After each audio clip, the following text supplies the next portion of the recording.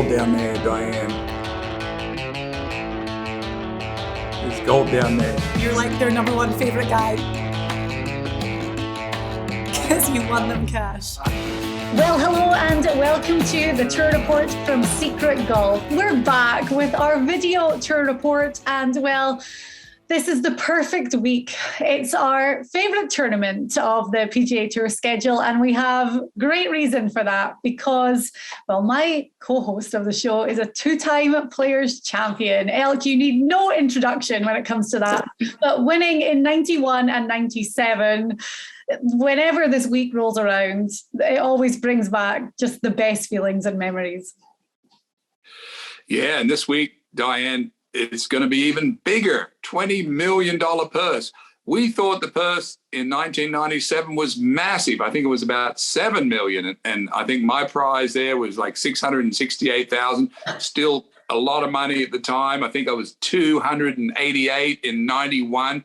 Still a lot at the time. So they've been able to keep just pushing it up, Diane. 20 million, 3.6 million for first prize. What are you joking? Is that a joke? Well, the thing is that the four majors are just held in such high regard. And this has always been dubbed the fifth major, like the unofficial fifth major, which kind of plays it down a little bit because this event is just so special and unique. It's the Players Championship. And now with this purse of 20 million, what is it like? 3.5 million almost goes to the winner. We're talking insane amounts of money, but it's no surprise that this is the best field in golf.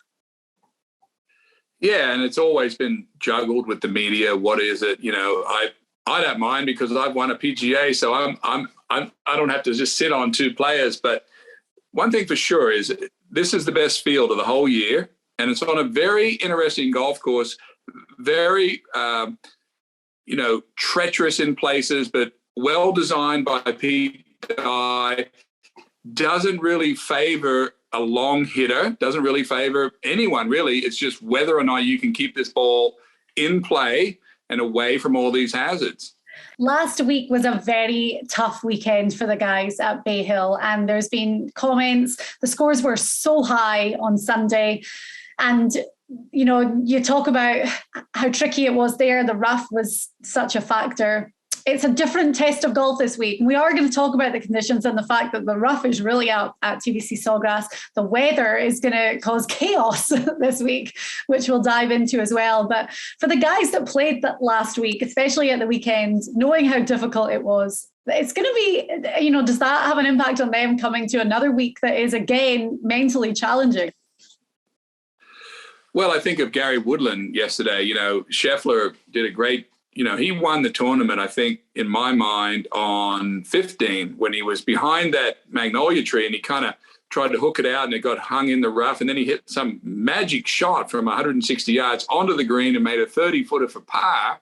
Then he was in the rough again on the next hole, had to chip out again and got up and down for another par. In the meantime, Gary Woodland eagled 16. He was only probably three good swings away from taking home that red cardigan, Diane. Good, get it on the green at 17, hit a good drive at 18, and finished up double bogey in 17 and bogey in 18, finished about fifth. So he'd be the one I think would be the sorest because he was actually leading with 2 holes to go. Scotty Scheffler, Hovland, Horschel, they all had at least a look at it coming down 18, but Gary Woodland had to walk away thinking, what just happened? I know. Okay, then. So we have loads that we're going to talk about this week. I was out at the course this morning. I'm going to be out there every day this week. How the course looks on Monday is not going to be how it looks on Thursday. Let's dive in and talk about the weather because, well, it's been beautiful. I live here and we've had great weather. We haven't had a lot of rain recently. And the forecast has been changing constantly. We've had it on our computer and we're just hitting refresh all the time. I feel like it's different every day. But Tuesday, we're going to see rain in the afternoon. And Wednesday, we're going to see rain in the afternoon, like 50% chance of rain. But as soon as Thursday hits, we're on to 73% chance of rain with southwest winds of 11 miles per hour. On Friday, 88% chance of thunderstorms.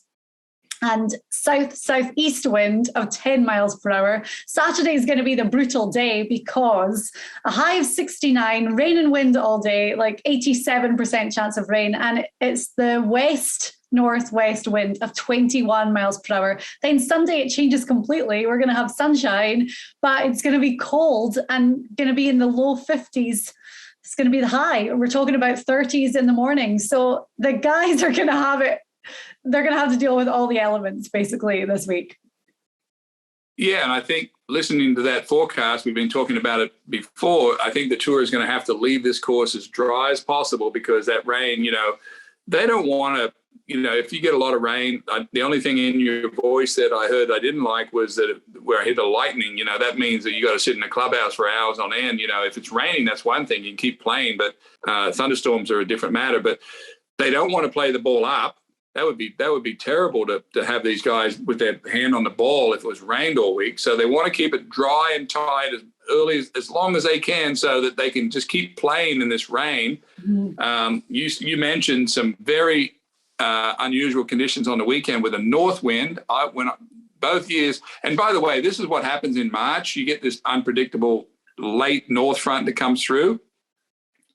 Both years, and I won 91 and 97. I played the last hole driver 3-iron in 91 and then driver 4-iron in 97. So I had a north wind. So it completely changes everything. Yeah. And that little island green that's sitting over your left shoulder, yeah. if you get onto that hole with a little wind out of the left iron, 20 miles an hour at 50 degrees, it is going to be really hard to pull the trigger. And you're going to see some big stress on these guys coming down the stretch.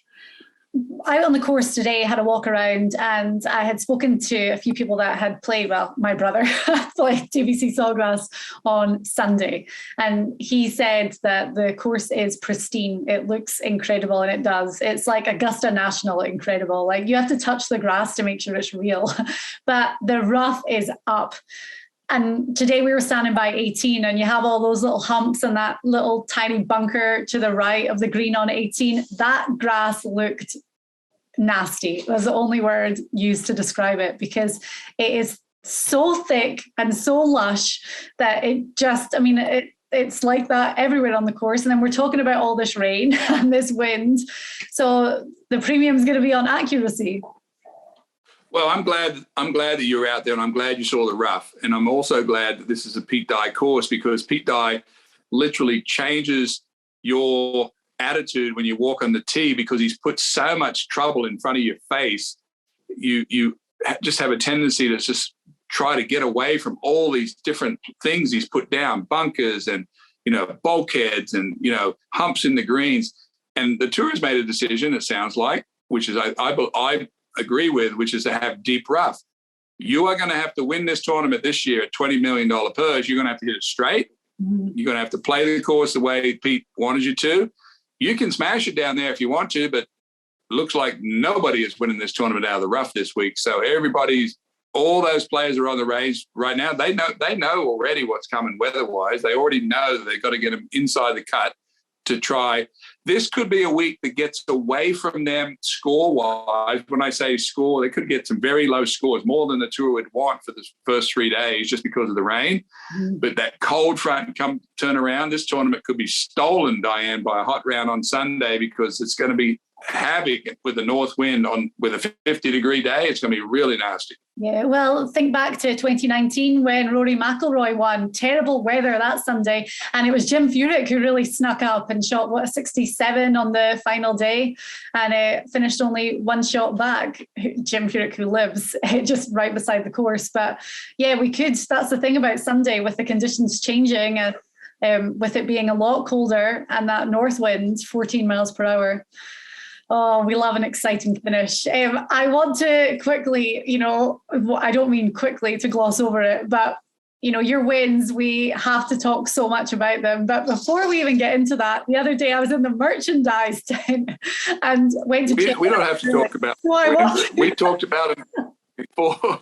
I want to, because I'm just casually browsing around and your face was on 2 T-shirts. So they've got this whole big section You're so uncomfortable right now, but they have this big section on all the two-time winners at the Players' Championship. And your face was right there beside Hal Sutton and Tiger Woods. Well, my kids have already told you that they want one for their own nostalgia, but it looked like I was eating blueberries.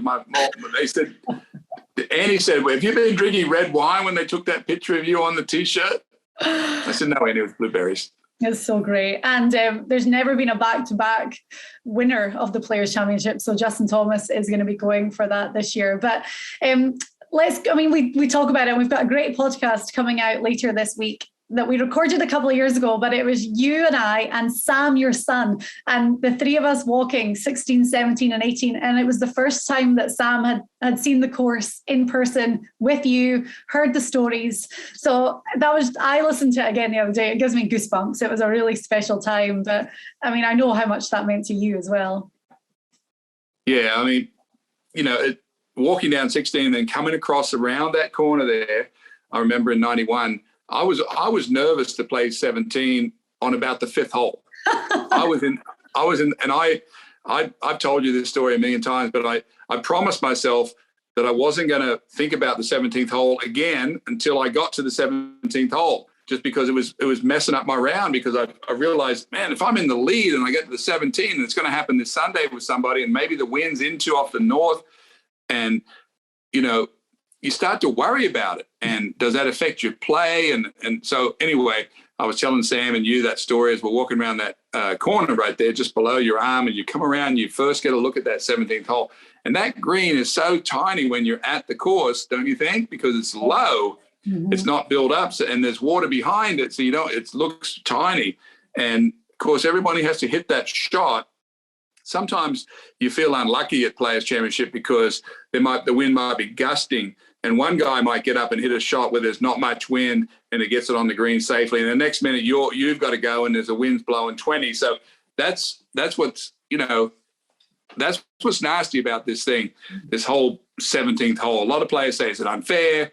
Is it this? Is it that? But you know what it is? It's unique to this tournament, and everyone that's gone through all this list of champions here, they were all the best strikers of my era. All these guys that I played against, Hal Sutton, Freddie Couples, Davis Love, Greg Norman, Tom Kite, Adam Scott, Sergio, Henrik Stenson, Nick Price, Cal Peete, all those guys I mentioned, looked at the list this morning.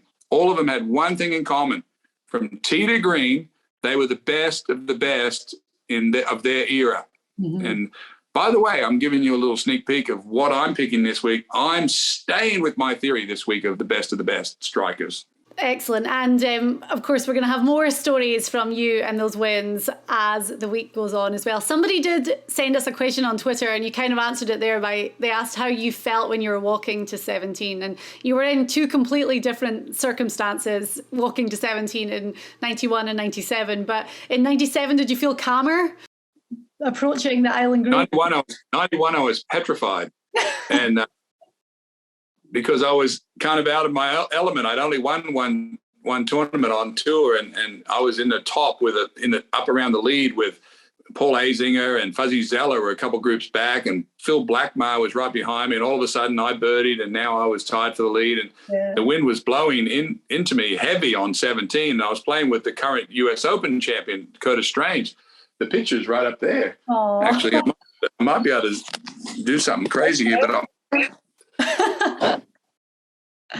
so, wow. That's me on 18, but there's Curtis. He was the original guy that wore the red shirt. He wore a red shirt on Sundays before Tiger did. But on 17, we got there, and he had the honor from me, and he hit like a 7-iron. Okay. And I couldn't believe it. And anyway, I finished up getting on the green. I actually three-putted it. I was way left on the green. I had to putt up all the way up over that elephant to the pin and made 3 putts and finished up, birdie in 18 to win the tournament. But in 97, I came through there, to answer your question, a different frame of mind, because I was 6 strokes ahead, and everyone said I'd ruined the tournament, because everyone at 17 that was wanting to party and watch the leader come through, I was so far ahead, they were all leaving.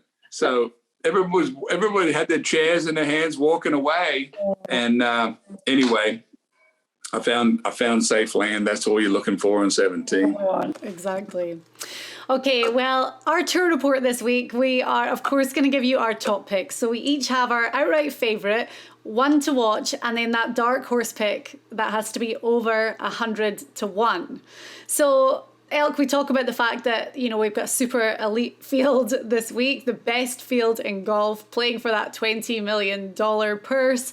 Bryson DeChambeau having to withdraw again just at the start of the week. You know, Tiger's not playing, Phil's not playing, obviously.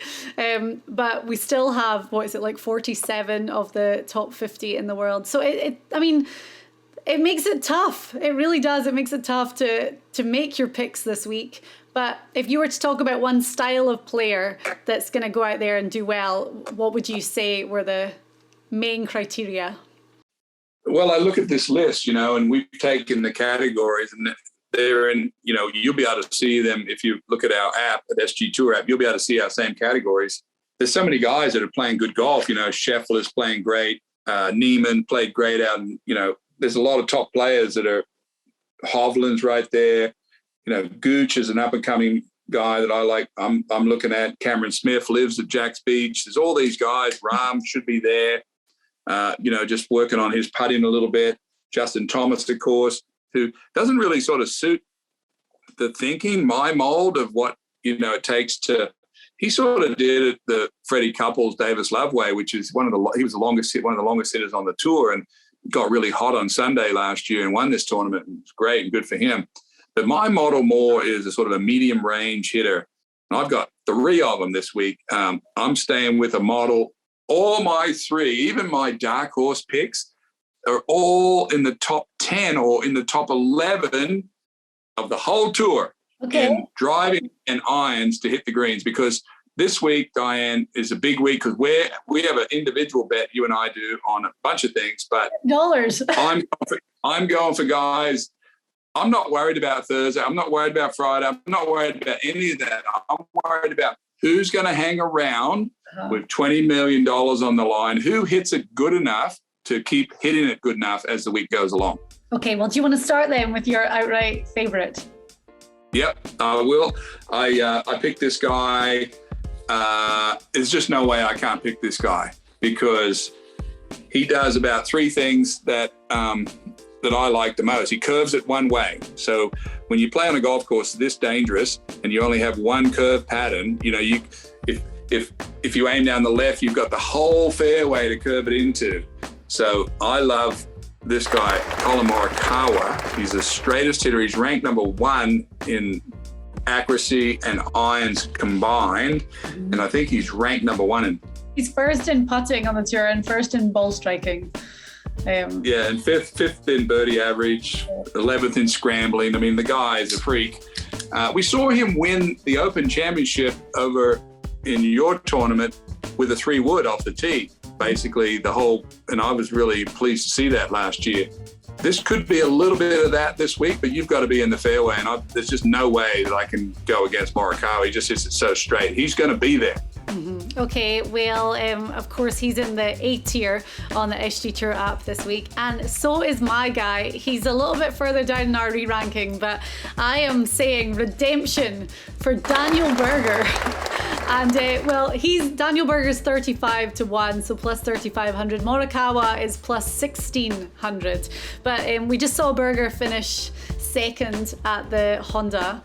And he didn't finish second. It was a second top 5, of the season so far. He had the lead for the longest time, and then Sunday just wasn't his day. He didn't have a good ball striking day, but that's fine. We said it at the time that Berger's going to be so quick to bounce back, and it's not going to be one of those like scar tissue events where we see it kind of damage him. I think that he is going to bounce back, and I even said it watching the Honda for the first 3 days that he's going to be really a force to be reckoned with when it comes to the players. His ball striking is amazing, and that week in particular, tee to green and on the greens, I mean, nobody beat him for 3 days. So I think those odds are good at 35 to 1. Daniel Berger is my outright favourite. And he finished tied for 9th here last year. So. Yeah, I mean, Berger's a good pick. I mean, look at these guys. Scheffler's playing good. Yeah. Hovland. I mean, Rory. Rahm, Cantlay, all these guys. Now, I do like the left to right ball flight for this course. You know, there's 2 holes that you have to move the ball right to left, and that's number 2 and number 16. But other than that, you can play the fade all the way around this course, and it's actually suited. So this is all about accuracy, this course. I mean, there's so many greens that have upstairs and downstairs, and you know, if you can shape the ball, if you're really a good striker like Morikawa, like Berger, you can use the bank and make it work down. You don't have to take on the pin. I talked to your brother about this on text the other day. We were talking about how some of these holes, should he attack or not? And it's always safety first for me. When I play this course, I'm always playing safety first because I'm not going in there if I don't have to. Okay. The other thing about Berger, I mean, he's so good with his irons, but he has that low ball flight, and especially if the winds are going to be up on the weekend, you know, the whole 4 days really, but especially on Saturday. He was my first pick. So I'm going for Daniel Berger as my outright fave, and you've got Colin Morikawa. I mean, they're 2 excellent picks, and I'm sure they're going to be very popular picks this week. My one to watch, I'm going right into, because he was the one that finished second at the Honda, and Shane Lowry is 50-1, so plus 5,000. Lowry's stats, I'm kind of taking them with a little pinch of salt because he was playing a lot on the DP World Tour and did those events in the Middle East and did really well over there too. But he obviously thrives under these conditions with the rain and the wind. I mean, it's what he grew up playing, colder temperatures come Sunday. We saw him win the Open Championship at Portrush in those kind of conditions, you know, obviously windy at the Honda a couple of weeks ago.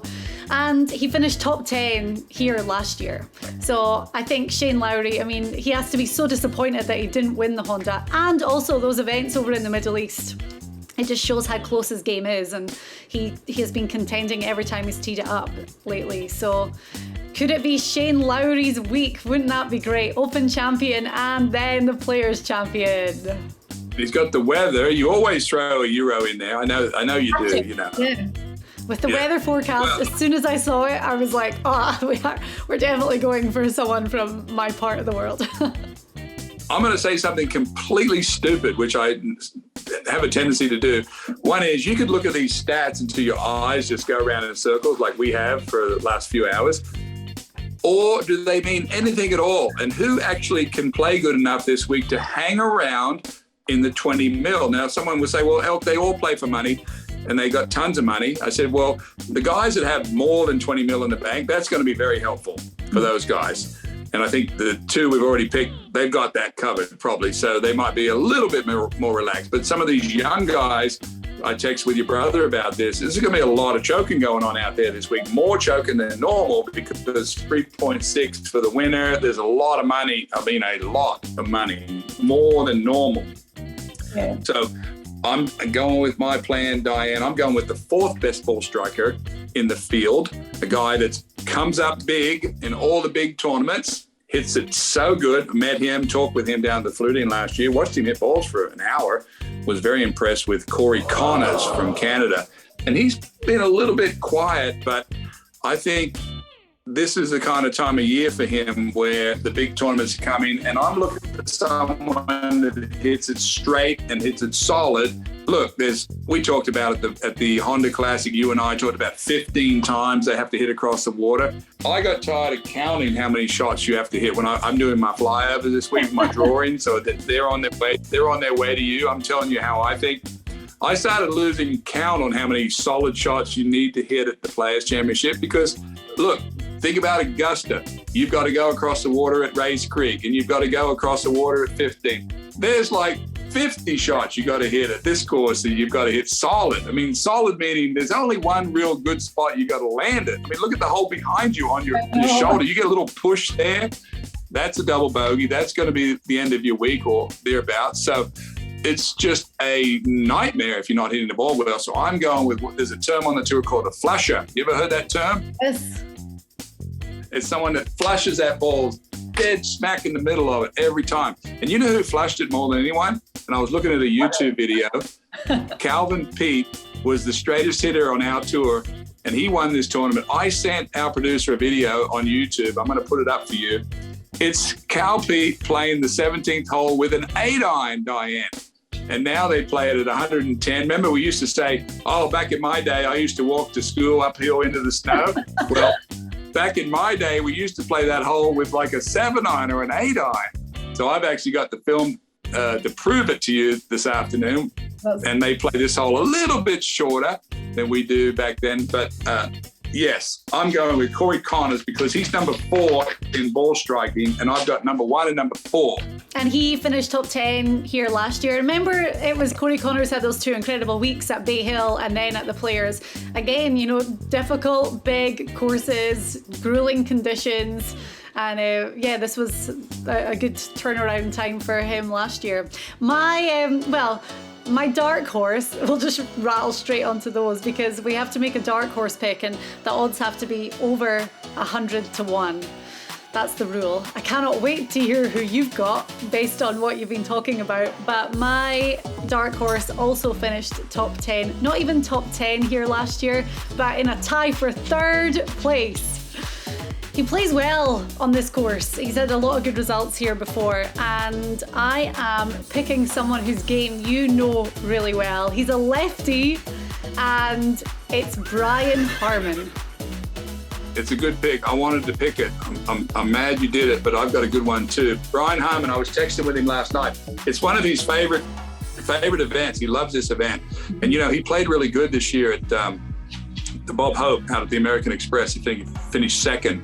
On another real nasty Pete Dye course. And I haven't really thought of this course being a lefty, but I would think because I fade the ball and Brian Harmon draws it, that's really favorable for him. So yeah, why not? I mean, Brian Harmon is having a great year. Very under the radar guy, but a real tough competitor. Again, I'm looking for guys that are going to hang around on the weekend when there's this much at stake and the conditions get a little wobbly. Mishits are going to be penalized to the max. So, yep, I love that pick.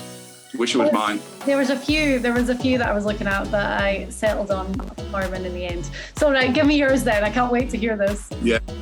Well, this is going to hit home pretty heavy for you, and I think you've already got it. But this guy plays really good at this course too. Lives here. And he had a disaster on that hole. Why don't you tell me about that? Because I think you were crying in the crowd, but your brother, who's a D player this week on SG Tour app, is the 11th best ball striker on tour. And I went up and down the list, Diane, and I'm looking for green. Green is the key. If I'm looking under each category, green's really good. Red, not so good. But your brother, let me find him. And I knew this because we follow him all the time. He's having a really nice, quietly, just doing really well this season. D, I can't believe he's sitting there at a D. But look, right here, in all this sea of red on the D page, there's one tiny little number 11 in ball striking. That's your brother. So I'm taking the number 1, the number 4, and the number 11. So in my mind, I've got 3 guys that have made the cut already. I've got to get a C player, and that's what I'm gonna beat you with this week. Okay. I can't even talk about 17. I was like, please don't make me do it because it's just they show the. Tell us what happened because I've even forgot. Your brother was right in the heart. Came to 17. What was it, Saturday? Saturday. I wasn't there. I was in Scotland at the time, and obviously the golf's on later at night, and I was watching it, but I fell asleep on the couch, and for some reason, I woke up the second he hit the second ball in the water. And do you know when you wake up from a deep sleep and you're like, did that really happen? Like, am I dreaming? But yeah, 3 balls in the water, carded a 9. Yeah, but went back on Sunday and got a standing ovation when he hit the green. So I mean, my mum was crying. It wasn't a bad moment, and we've talked about this so much because I think that it showed his true character to a lot of people and to himself too, because he he recovered from it, and I still get those horrible nerves every time he's standing on that tee. Well, you and everybody else. But your brother's obviously the calmer one of the two, right? Of the siblings, is that? Without a doubt. How did you guess? It's like you know us or something. He's nice. He is nice and calm, and he's swinging really well. You sent me some video of him swinging on the course on Sunday, and I'm feeling very good about Ralph. You know, we have a tendency to lean heavily towards our Secret Golf contributors. Jason Kokrak played well. He cracked his driver last week. He's looking for a new driver. He's not looking for one to go a mile. He's looking for one that's going to go straight. Patton Kazire had a decent week at Bay Hill. He's quietly putting together a good season. JT Poston, this is his favorite event. Putt's really good. Got to keep the driver in play, JT, for you this week. Ryan Palmer has been very quiet. However, he's from Texas and he knows how to play the wind. He has tons of experience on this course. Who am I missing? Mark Leishman. He said he played good last week, but he just kept driving it in the rough and had to chip out. So this is another chance for Leish. Leish is only one big tournament about away now from sort of putting himself in, great memories of what a player he's been over the years. So this is a good one. I've been texting with Pat Perez and Harmon and Patton and Ryan Palmer, and hopefully going to meet up with all of our squad of guys over the next couple of days. Get them out there on the course, give them a good chance to play it. I'm sure Kokrak and Leishman are having a bit of a resting day on Monday to recover from Bay Hill. Yeah, I think, when you play a hard week, you close that book, Diane, and you go to the new event. I know for me, physically you're not that tired because you play golf every week. It's only 18 holes, for those guys. Mentally, you get a little beat up, but Kokrak was out of it, but made the cut on the nose. So he was sort of surging. He went from making the cut, tie for 63rd, to finishing 24th in the tournament. So he'll be feeling good. Yeah. Leishman was in good shape. He went a little bit reversed. However, Matt Brain goes to the next event. That one's in the books. That's over with. Tried my best there, and now I'm going down the road and put my skills on a different course here.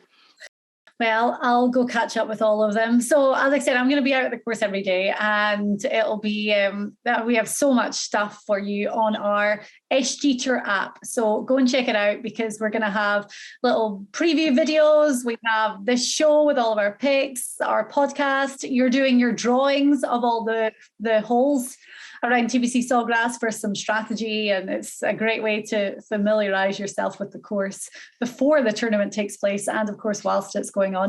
And then we have our games. Now this is the fun part, because we'll get some good games going for the players. Hey, I won Money Grabber last week. I had Scheffler. Good on Did you know that? I didn't, and I came out of nowhere at the last and won with Scheffler and won the whole thing. I'm going to check mine right now, because I tell you what, I checked it yesterday and thought I'm not going to check it again because I was so bad. I finished dead last. I don't know if you can see this right now because of my background, but there we go, dead last. So that's cool. Let's not talk about that anymore. And then in the other game, I won $9.21. So it wasn't. I've been having a lot of good weeks though, so I maybe. Yeah, you're ahead on the season for sure. So well, the Money Grabber game is a great one. Elk, you explain it since you're doing so well. Well, pick 4 players, category A, B, C, and D, and basically you're picking 4 guys to make the most money that you can of the week. Now, I won it last week with a bit of a lucky move. I had Scheffler. My two of my other 3 guys missed the cut, but because I had the champion, he won $2.1 million. My accumulative was boom at the top, beat everybody else. So that's how I jumped up. Well, we're going to have a Money Grabber game. We're going to do a $10 game, a $25 game. And all you have to do is go in there and pick your 4-ball team. So 4 guys, 1 from each tier based on the official World Golf Rankings. You want your guys to make the cut, obviously, because then, they're going to better your score. If you have a guy that misses a cut, then it's... You have to take an 80. You have to take an 80 for a guy that misses the cut on the weekend. So it goes against you. Yep. So go and check it out. And also, Elk was showing you our chart with all the green and the red numbers, but you can find that if you go to media on the SG Tour app. It's on all iOS devices now in the App Store. And yeah, we're going to have loads up there this week, catching up with the players. We're going to put that out on a podcast, and we'll get some stuff on our Secret Golf social media too. Busy week, Elk. It always is for players, but we love it. Oh, and there couldn't be a better host than Diane Knox out there at the golf course. You're looking great today. That was I saw you in front of the scoreboard. I thought you would like my dress. It was perfect. You are the perfect host. Great. Oh, you're so kind. Well, you're the perfect players champ.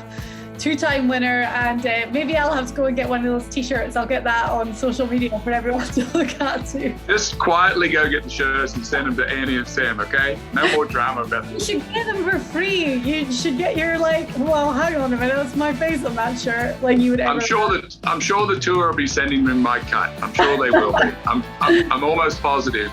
Oh, excellent. Right, thank you very much for watching the show. As I said, check out our social media and the SG Tour app for all of our content this week. And well, come Sunday, we're going to have a very worthy players champion who's a whole lot richer as well.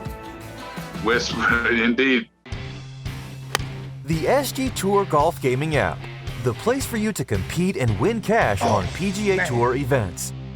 The SG Tour is a golf experience like no other, with games designed by golf professionals.